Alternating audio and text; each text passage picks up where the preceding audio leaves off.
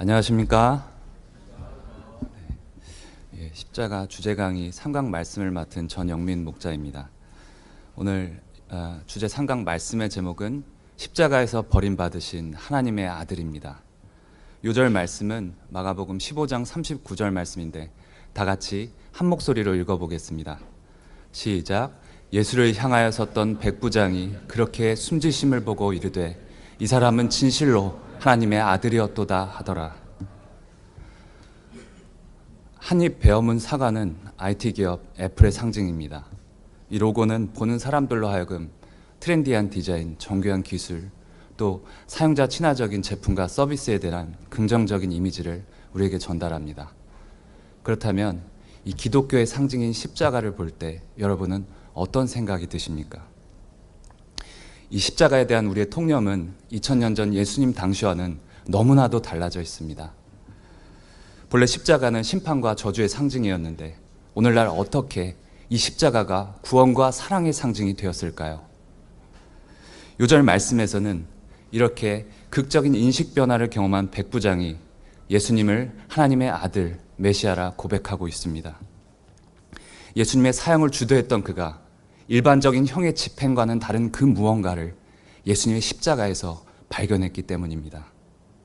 이 시간 나눌 말씀을 통해서 예수님이 이 십자가를 왜 지셨는지와 또 이것이 나와 무슨 관계가 있는지 발견할 수 있기를 간절히 기도합니다. 하나님의 뜻을 따라 낮은 이 땅에 내려오셔서 털강자 앞에서 잠잠한 어린 양과 같이 십자가에서 조용히 피 흘려 죽어가신 이 예수님의 사랑을 함께 나눌 수 있기를 간절히 기도합니다. 1절을 보십시오. 말씀은 예수님이 밤중에 강제로 연행되어 새벽까지 여러 차례 신문을 당한 직후에 시작됩니다. 예수님께서 제자들과 마지막 만찬을 마치시고 겟세마네 동산에서 한밤중에 체포돼서 끌려가서 전직 대제사장이었던 안나스와 현직 대제사장이었던 가야바에게 차례로 신문을 받으셨습니다. 그 후에 새벽에 날이 밝아올 무렵에는 공회 앞에서 세 번째 신문을 받으셨습니다.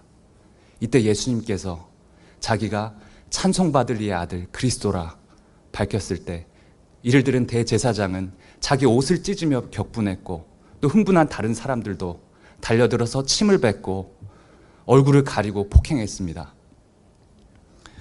이렇게 예수님은 밤새 사람들에게 모욕당하고 맞고 시달리다가 로마 총독 빌라도 앞으로 끌려오게 된 것이었습니다.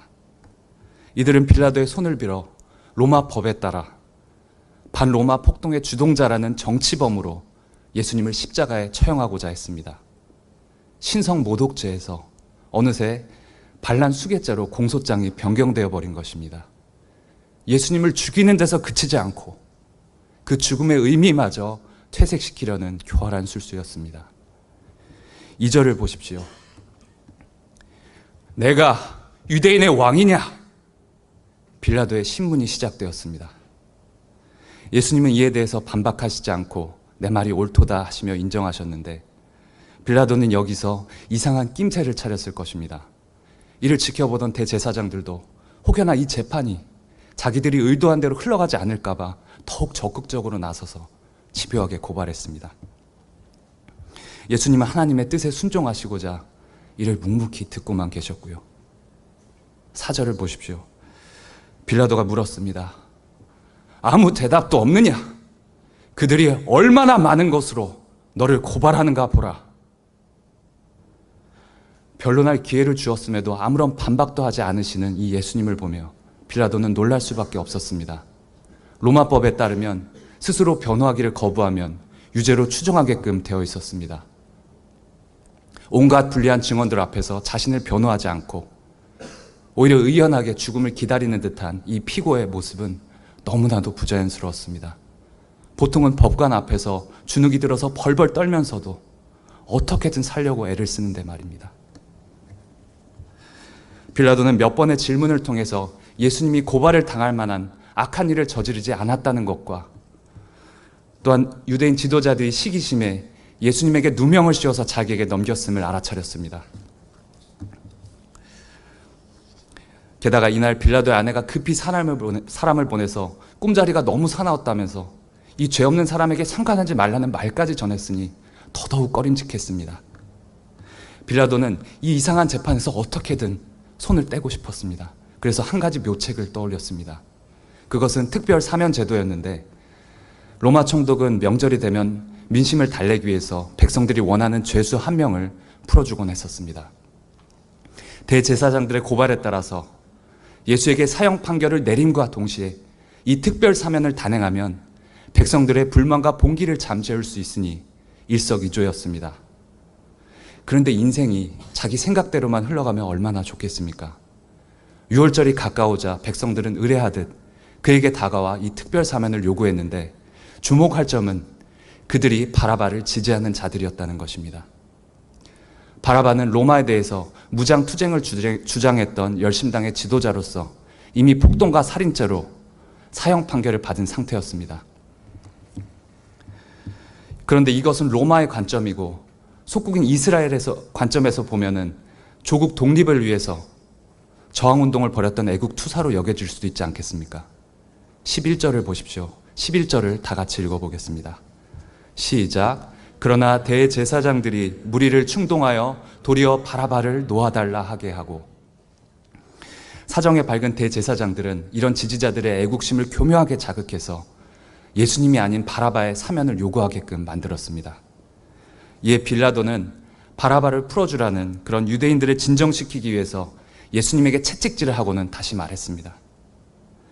이 사람에게서 아무런 죄도 찾지 못했으니 사형에 해당하지 않는다고 말입니다.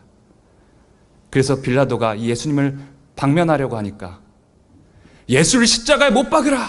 십자가에 못 박으라! 십자가에 못 박으라! 흥분한 유대인들이 예수를 십자가에 못 박으라고 거세게 항의하면서 분위기가 굉장히 험악해졌습니다. 빌라도는 죄가 없는 자에게 사형을 선고하고 싶지는 않았지만 이러다가 자신이 다스린 지역에서 폭동이라도 일어나서 로마 황제의 눈밖에라도 나면 정말 큰일이었습니다. 만약 유대인들이 스스로를 왕이라 칭한 반란자를 처형하지 않았다면서 이 빌라도를 황제에 대한 불충으로 고발하면 감당하기 어려운 문제가 될 수 있었습니다. 고민하던 그의 결론이 무엇입니까? 15절을 다 같이 읽어보시겠습니다. 시작.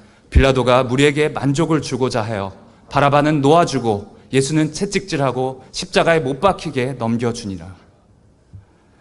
결국 빌라도는 이 예수의 피에 아무런 책임이 없다는 의미로 이 유대인들 앞에서 자기 손을 물에 씻는 퍼포먼스를 보이고는 예수를 십자가에 못 박도록 넘겨주고 말았습니다. 진짜 폭동을 일으키고 살인을 저질렀던 바라바는 놓아주고 아무런 죄가 없는 예수님은 반란 수괴죄로 사형 판결하고 만 것입니다. 많은 사람들이 이 결정으로 인해서 빌라도를 책망합니다. 그는 신문을 통해서 예수님이 죄가 없다는 것을 알게 되었고 또 풀어주려고 노력도 했었습니다. 이때 그가 마주한 상황은 선택의 문제였습니다. 무죄한 자 예수를 풀어줘야 한다는 그런 진리와 그리고 사람들의 요구에 따라서 예수를 풀어주고 예수를 십자가에 못 박도록 넘겨주고 자기의 자리를 지켜야 한다는 거짓이 그의 안에서 대립했습니다. 그는 진리와 거짓 사이로 오가면서 양쪽 모두를 만족시키려 노력했지만 결국 거짓에 굴복하고 말았습니다. 자기 인생의 손해나 어려움을 감수하면서까지 진리를 지키고자 하는 뜻은 없었기 때문입니다. 빌라도가 이렇게 불의와 타협해서 현실의 어려움을 잘 모면한 것 같지만 후일 그가 자살로 생을 마감함으로써 모든 것들을 잃고 맙니다. 빌라도의 이런 문제는 우리의 문제이기도 합니다. 빌라도와 같이 자신의 안위를 위해서 진리를 저버린 적이 있지 않습니까? 이런 우리의 죄가 예수님을 십자가에 못 박게 만든 것입니다. 예수님의 죽음이 우리와 무관하지 않습니다. 16절을 보십시오. 빌라도가 십자가형을 언도한 뒤 예수님은 브라이도 리온이라는 뜰로 끌려가셨는데 사형 집행을 위해서 로마 군인 약 600여 명 정도가 소집되었습니다. 그들은 보통 처형 전에 죄수를 조롱하고 모욕했는데 스스로를 유대인의 왕이라 주장하는 이 갈릴리 시골 출신의 유대인, 그러나 범상치 않은 기운이 느껴지는 예수님에게 흥미를 느꼈던 것 같습니다. 왕이나 귀족들이 입는 자색 옷을 입히고 가시관을 엮어 씌우고는 마치 왕에게 경례를 하듯 유대인의 왕이여 평안할지어다 하며 조롱했습니다. 그러나 계속되는 도발을 묵묵히 감내하는 예수님에게 질렸는지 화를 내듯 갈대로 머리를 툭툭 때렸고 침을 뱉는 한편 다시 왕에게 경의를 표하듯 무릎을 꿇고는 낄낄거렸습니다. 이들은 마치 먹잇감을 죽이기 전 가지고 노는 고양이과 맹수들과 같이 예수님을 철저히 능멸했습니다. 시편 22편 6절과 7절에서는 예수님의 이 순환에 대해서 표현하고 있습니다. 나는 벌레요, 사람이 아니라 사람의 비방거리요, 백성의 조롱거리라. 나를 보는 자는 다 나를 비웃으며 입술을 빗줄거리고 머리를 흔들며 말하되. 군인들이 이렇게 한참을 희롱한 뒤 흥미를 잃었는지 사형 집행을 위해 자색 옷을 벗기고 본래 옷을 도로 입히고는 예루살렘 성문 밖으로 예수님을 끌고 나갔습니다. 예수님의 지금 상태가 어떠했을지 생각해 보시기 바랍니다. 밤중에 강제로 연행되어 새벽까지 신문을 받느라 이리저리 끌려다니시다가 또 흥분한 사람들에게 폭행당하셨고 또 로마 군인들의 손에 넘겨져서 수없이 채찍질을 당했습니다.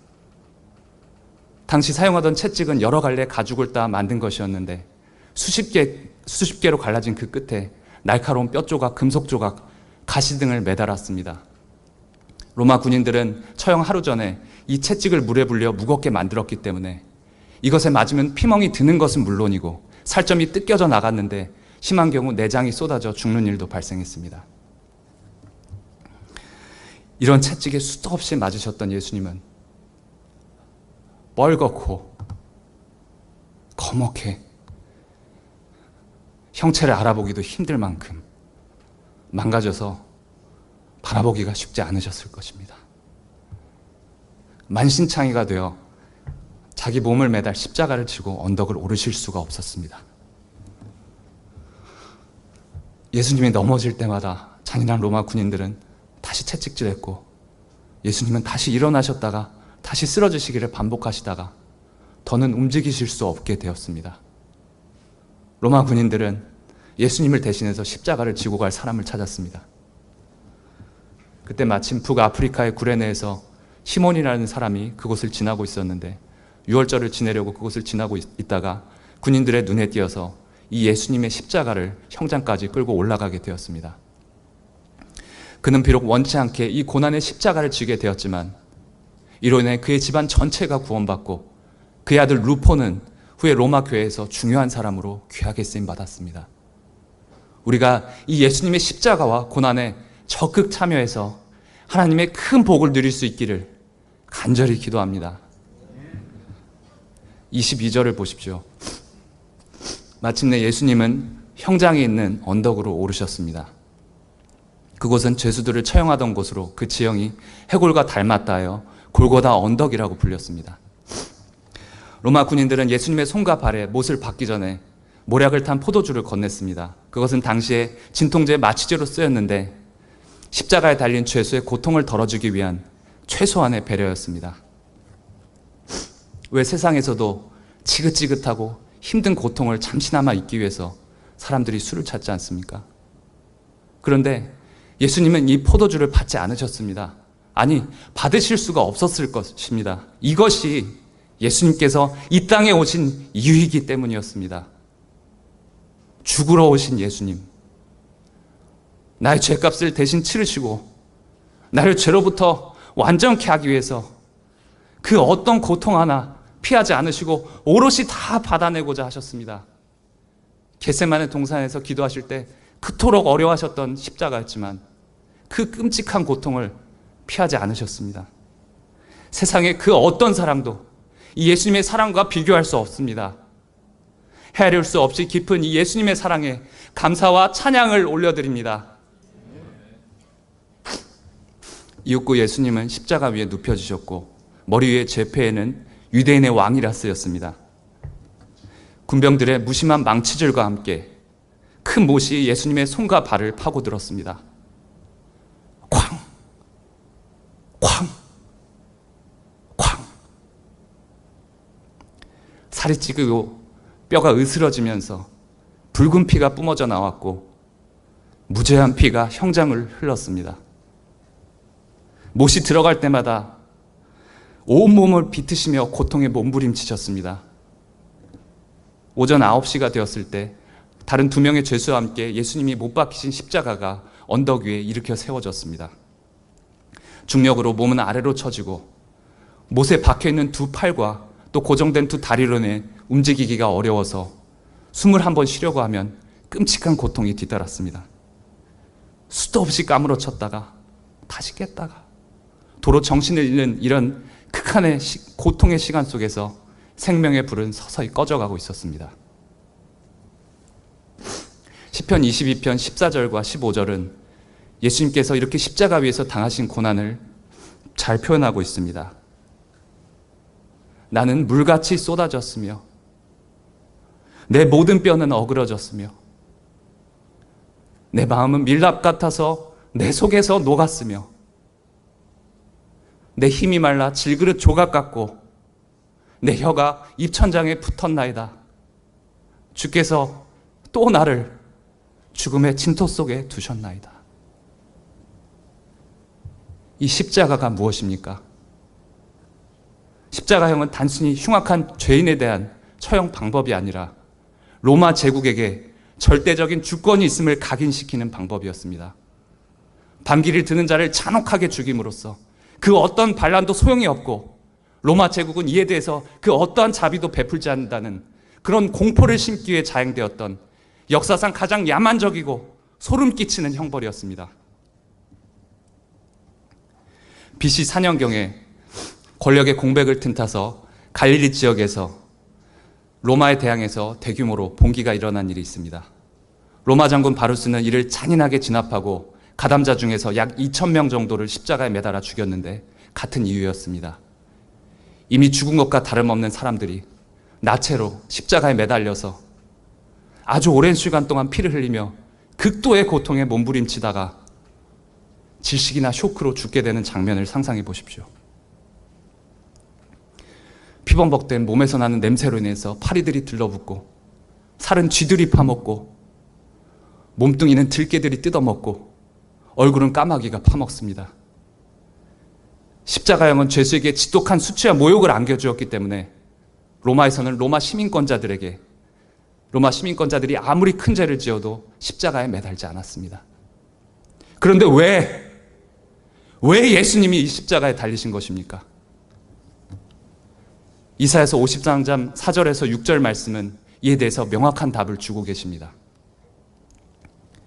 그는 실로 우리의 질고를 지고 우리의 슬픔을 당하였거늘 우리는 생각하기를 그는 징벌을 받아 하나님께 맞으며 고난을 당한다 하였노라. 그가 찔림은 우리의 허물 때문이요 그가 상함은 우리의 죄악 때문이라. 그가 징계를 받음으로 우리는 평화를 누리고 그가 채찍에 맞음으로 우리는 나음을 받았도다. 우리는 다 양 같아서 그릇 행하여 각기 제 길로 갔거늘 여호와께서는 우리 모두의 죄악을 그에게 담당시키셨도다. 우리의 죄 때문에 예수님이 십자가에 달리셨습니다. 종교 지도자들의 시기심, 또 진리를 외면하고 현실적인 유익을 택한 빌라도의 비겁함, 옳고 그름을 분간하지 못하고 선동당한 백성들의 영적 무지가 예수님을 십자가에 못 박게 만들었습니다. 2000년이 더 지났지만 우리가 여전히 같은 문제를 겪고 살아간다는 점에서 예수님의 죽음은 우리와 무관하지 않습니다. 예수님께서 우리의 죄 때문에 돌아가셨다 했는데 도대체 무엇이 죄입니까? 일반적인 의미에서는 법을 어기는 것이 죄가 됩니다. 그런데 성경에서는 옳고 그름을 판별하는 기준이 하나님이 되십니다. 하나님의 뜻에 합한 것을 의라 할 것이고 하나님의 뜻에 어긋난 것을 거짓이라 할 것입니다. 죄라 할 것입니다. 더 나아가서 로마서 1장 21절에서는 하나님을 알되 하나님을 영화롭게도 아니하고 감사하지도 아니하는 것을 죄라 부르고 있습니다. 로마서 3장 10절에서 의인은 없나니 하나도 없다 하신 이유는 우리 안에 내재된 이 죄악된 본성 때문입니다. 이런 죄를 용서받기 위해서는 반드시 피 흘림이 필요합니다. 구약시대에는 대제사장이 흠없는 짐승을 잡아 제사를 드렸지만 불완전해서 그 효과가 일시적이었습니다. 죄로 인해 멀어진 하나님과 우리의 그 관계를 회복시키기 위해서는 영원한 속죄를 위한 완벽한 죄물에 무제한 피가 필요했습니다. 그래서 우리를 너무나 사랑하시는 하나님께서 그 아들 예수 그리스도를 버리심으로 우리에 대한 죄의 대가를 대신 치르심과 동시에 우리에 대한 사랑을 확증하신 것입니다. 29절을 보십시오. 십자가 아래를 지나가는 사람들은 이런 예수님을 보면서 머리를 흔들면서 조롱했습니다. 어떤 이는 정말 성전을 헐고 사흘 만에 짓는 사람이라면 지금 내려와 보라 말하고, 어떤 이는 남은 구원하면서 자기는 구원할 수가 없는 것이냐며 지금 내려와서 메시아임을 증명하라 비꼬았습니다. 예수님의 좌우편에 있던 강도들도 예수님을 욕했습니다. 지금 여러분들은 이 십자가에 달리신 예수님을 어떻게 바라보고 있습니까? 이스라엘을 로마로부터 탈환하려다 붙잡혀서 십자가에 못 박힌 패배자입니까? 아니면 나를 구원하시기 위해 이 땅에 오신 찬송받을 이의 아들 그리스도입니까? 성난 파도를 꾸짖어 잠재우시고 바다 위를 걸으셨으며 오병이어 칠병이어의 놀라운 기적을 보여주셨던 그 능력과 또 변화산에서 감히 범접할 수 없는 그 영광된 본체를 나타내셨던 그 예수님께서 하나님의 뜻에 따라 다가오는 죽음을 순순히 받아들이셨습니다. 33절을 보십시오. 십자가에 달린 지 3시간이 지나 정오가 되었을 때 갑자기 온 땅이 칠흑같이 어두워졌습니다. 가장 밝아야 할 때 앞뒤 분간할 수 없는 어둠이 임한 것입니다. 그렇게 오후 3시가 되자 예수님께서 크게 소리 지르셨습니다. 제9시에 예수께서 크게 소리 지르시되 엘리 엘리 라마 사박다니 하시니, 이를 번역하면 나의 하나님 나의 하나님 어찌하여 나를 버리셨나이까 하는 뜻이라. 예수님은 절명하시기 전 아버지가 아닌 하나님이라 부르고 계십니다. 이 순간만큼은 하나님의 아들이 아닌 하나님의 어린 양으로 대속 제물이 되었기 때문입니다. 하나님은 우리의 그 어떤 고통에도 신음하시는 하나님이십니다. 그러나 이 순간만큼은 예수님의 그 어떤 신음소리에도 응답하지 않으셨습니다.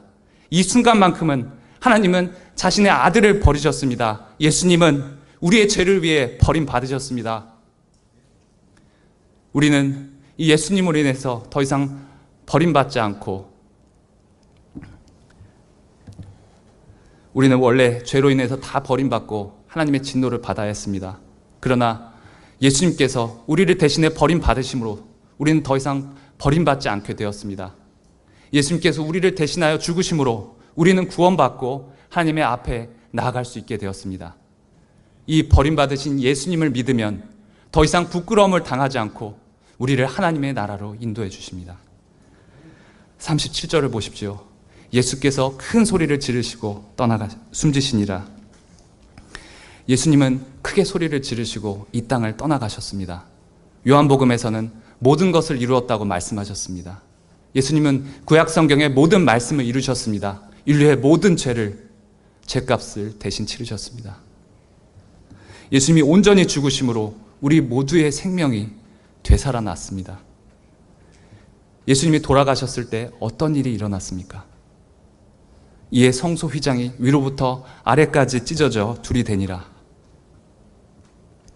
성소와 지성소 사이에 있던 이 휘장은 여러 가닥의 실로 엮은 끈으로 만든 두꺼운 직물이었기 때문에 잡아당긴다고 찢어지는 소재가 아니었습니다.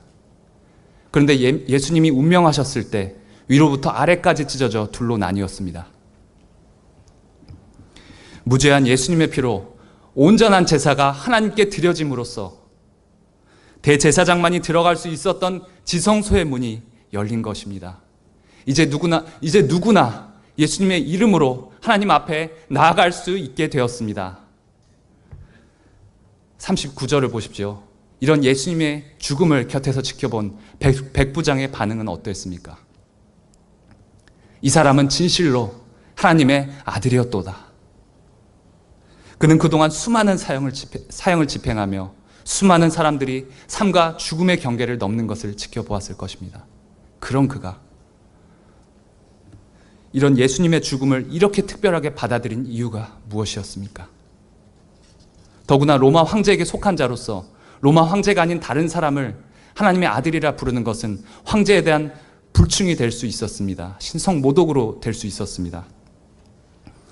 당시 로마 황제는 세상에서 가장 강력한 군대를 거느리는 1인자였습니다.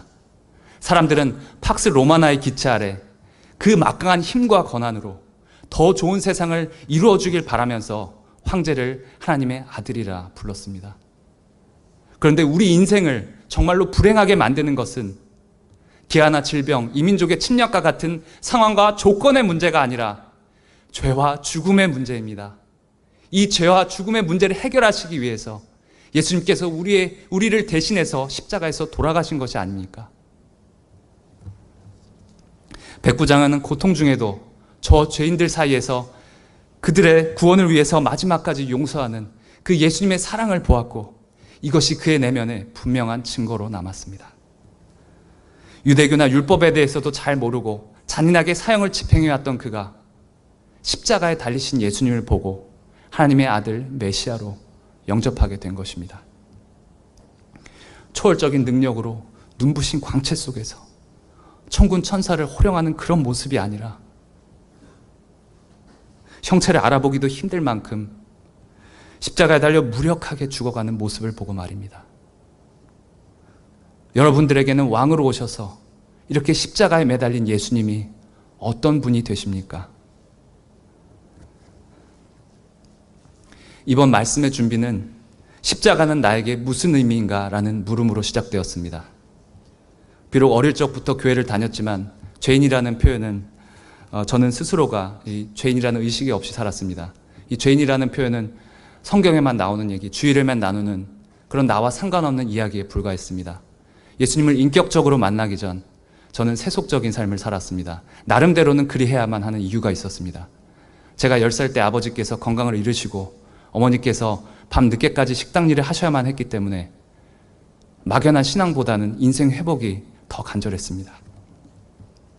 고등학교 시절에는 어떻게든 열심히 공부해서 어머니께 기쁨을 드리고 싶었고 대학에 진학해서는 전문 자격을 취득하거나 좋은 직장에 들어가서 어머니의 그 고생에 어떻게든 보답을 해드리고 싶은 마음이었습니다. 돌이켜보건대 저는 어머니의 보상이자 자랑이고 싶었던 것 같습니다. 그것이 제 삶의 이유이자 저의 존재의 가치라 여겨왔던 것 같습니다. 대학생활의 낭만이라는 것도 포기하고 학과 공부, 팀 프로젝트, MT 등 뭐 하나 빼지 않고 요령 없이 정말 열심히 살아왔던 것 같습니다. 1학년 때 청운관에서 승원 사모님, 현진 사모님, 지선 사모님이 저를 말씀 공부에 초청해 주셨는데 그때는 엄청 귀찮게 여겨져서 어떻게든 거절하려고 애썼습니다. 결국 연락처는 드리고 나서야 돌려보낼 수 있었지만요. 그런데 참 신기한 게 제 방식대로는 아무리 열심히 인생길을 달려도 이 등 뒤에 바싹 붙어서 쫓아오는 것 같은 이 공허함을 떨칠 수가 없었습니다. 처음에는 왜 그런지 몰랐는데 시험이라는 인생의 벽에 부딪히고서야 깨닫게 되었습니다. 회계학을 전공했다 보니 자본주의 꽃이라는 CPA 시험도 병행했습니다. 뭐든 열심히 하면 될 줄 알았는데 이상하리 많지 이 시험 결과는 계속해서 좋지 않았습니다. 결국 학점에 취업 준비는 안 되어 있는데 20대 대부분이 지나갔고 제 손에 쥔 패는 다 떨어져 버렸습니다. 결국 나이든 취업 준비생, 입학할 즈음 제가 가장 피하고 싶었던 유형 중에 하나가 되어 있었습니다. 당시 장막에서 지낼 때였는데 시험 어떻게 되었냐고 전화하신 부모님께 아직 발표되지 않았다고 말씀드리고는 무력감에 누워 있었습니다.